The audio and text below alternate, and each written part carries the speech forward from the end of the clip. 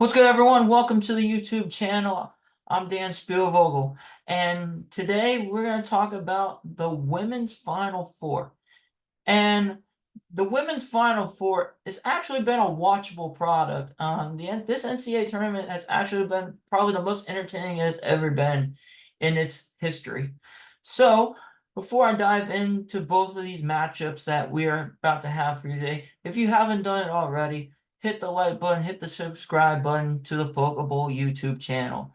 Here it is right here.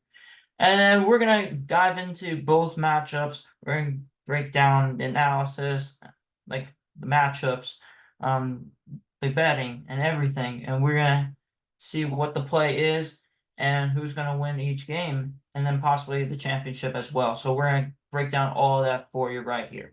So we're going to start off with the appetizer matchup, the first game of the Final Four. We got NC State and South Carolina. So it's a 3 versus a 1 here in the Final Four here. So, NC State, 31-6 on the year. A very successful year out of the ACC. This was a team that was unranked in the preseason polls. They actually pulled the upset. They won by double digits over a number 2 UConn back in early November. And that win alone put them 14th, their very next game in the country. And then they ended up being a number 3 overall Colorado team by 18 back in late November to push them into the top 5. They were actually ranked as high as number 3 in the country. This is a dangerous, dangerous team.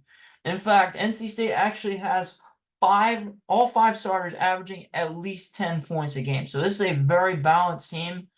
And they're led by Isaiah James. She averages about 16 a game and has had some really big games this tournament, including a 29-point performance against Stanford in that upset. So NC State definitely had a tougher road to the Final Four. They beat Chattanooga, who won the SoCon by 19 in their opening round. They beat a very tough Tennessee team who gave South Carolina problems back in the SEC tournament.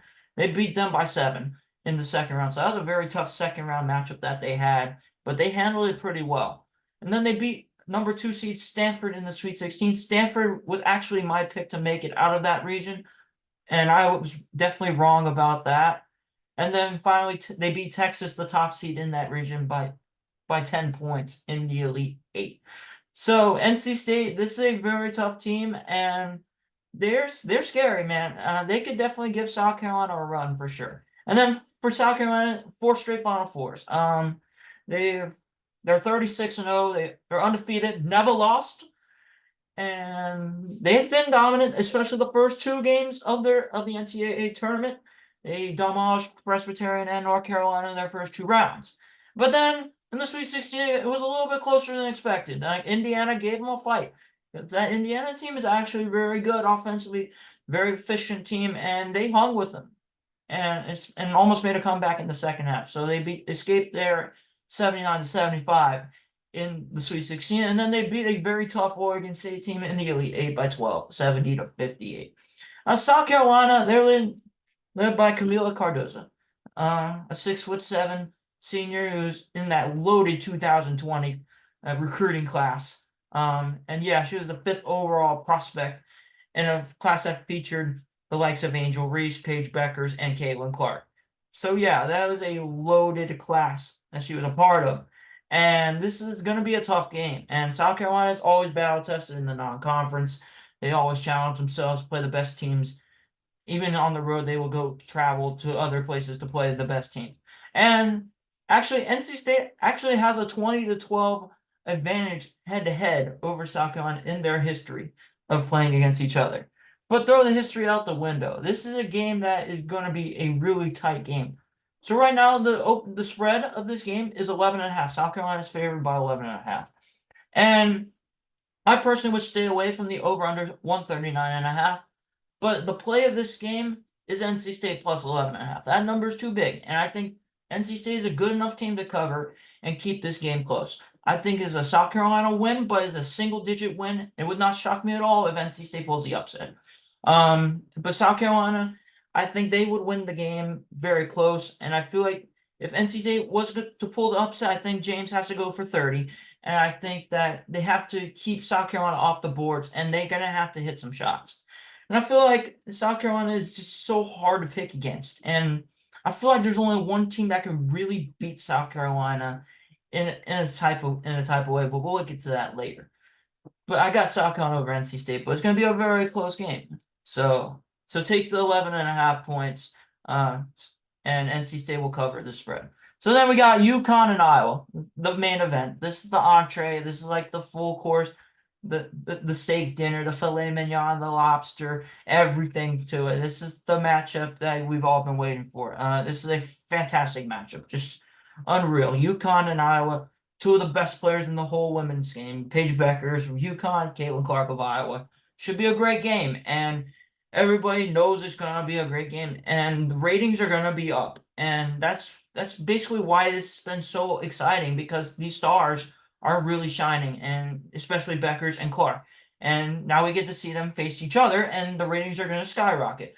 And in fact, we've actually seen like 12 million people watch the Iowa LSU game last week. Um, so hey, I mean the ratings are going up, and it's just a watchable product now, and it's actually shocked me. I would have never said this in a million years. But now let's go back into this game. UConn always dominant. They traditionally make the Final Four usually almost every season. And Gino has led that program to dominance. And this is basically a dynasty that, I mean, they're a 3 seed this year, which is kind of shocking this year, but this is still an elite 3 seed. They're actually 33-5. They went undefeated in the Big East and did not lose a single game there. They beat Jackson State in the first round, 86-64. Jackson State was actually a very good team this year out of the SWAC. But UConn handled that pretty well. They beat a very solid Syracuse team out of the ACC, a team that NC State actually lost to. So, and Syracuse beat them, and they beat Syracuse 72-64, and then they beat a tough Duke team by 8, 53-45 in a lower scoring game. And then USC, they beat a very good USC team that had a lot of height and a very talented player in Juju Watkins as well, 80-73. So a great job there. Paige Beckers had a great game against USC, 28 points and 10 rebounds. And to go against this very tough Iowa offense, just so good and so dynamic. And Iowa, this is a team that is just red hot right now. They're 33-4. They won the Big Ten tournament, and they've won like 11, 12 straight games already, and they beat the Holy Cross in the first round, 91-65. Caitlin Clark had a huge game, of course, and then she had a big game against West Virginia in the second round, 64-54. And it was actually a closer game because West Virginia did a great job against the other players in that matchup. So they let Clark get hers, but they did a decent job and they hung around. They beat a very good Colorado team by 21, 89-68. Colorado was a talented team this year, and Iowa made it look easy. And then they beat a very good LSU team who won the national title last season, 94-87, to get some revenge back on Angel Reese and company. So yeah, and Clark dropped 41 points and 12 assists in that game, which also really helps a lot. So we know the Stars are going to get theirs in this game. And we know it's going to be a close game. It's going to be a tight game. It's definitely could be a higher scoring game because Iowa, they're the number one offense in the country. They average 91 points per game. They make 11 threes per game, which is also tops in the country. They're tops in assists in the country. So they spread the ball well.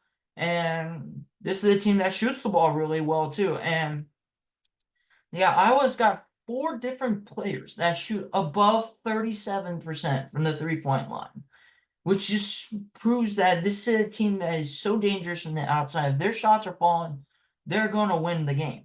And when Iowa makes 11 threes, they're undefeated. They have not lost this year. So if they hit 11 threes against Connecticut, UConn is in trouble. I'm sorry to say that.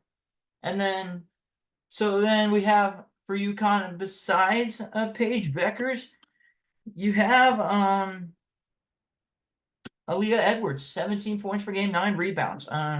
She's an absolute stud on the interior, and I feel like if she can dominate inside, give Becker some help, this game UConn could win the game easily. Actually, they can actually win this game outright.